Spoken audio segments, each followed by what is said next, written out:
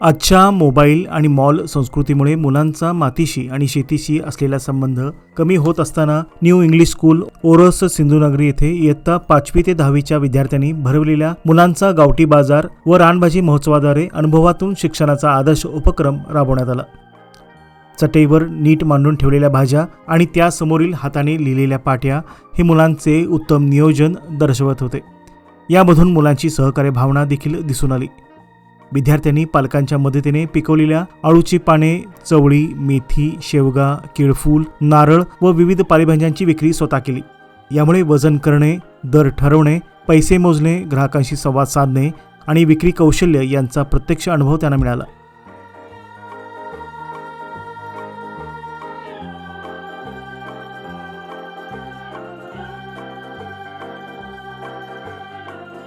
तसेच शेतीचे महत्त्व, शेतकऱ्यांच्या कष्टांची जाणीव आणि पारंपरिक रानभाज्यांची ओळखही विद्यार्थ्यांना झाली।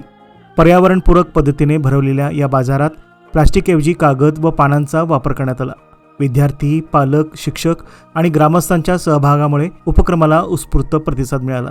या उपक्रमाचे कौतुक कसाल पंचकृषी शिक्षण संस्थेचे अध्यक्ष अवधूत मालवणकर, उपाध्यक्ष सत्यवान चव्हाण, सचिव आशिष परब, शाळा समिती अध्यक्ष मनीष पारकर, भाजप जिल्हाध्यक्ष प्रभाकर सावंत, जिल्हा परिषद सदस्या सुप्रियाताई वालावलकर, पंचायत समिती सदस्य अमित भोगले, संचालक संतोष कांदळकर, माजी मुख्याध्यापक गुरुदास कुसगावकर तसेच पालक व मान्यवरांनी केले।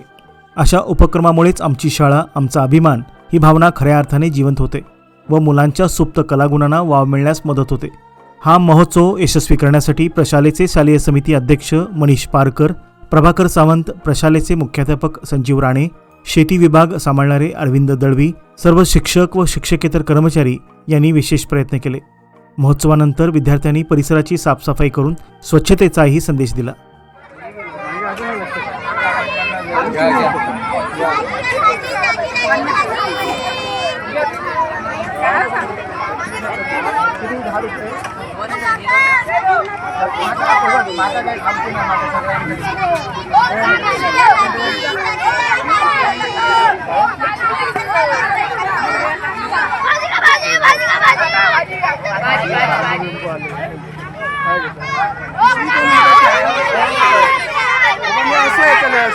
असं येत जा इकडे।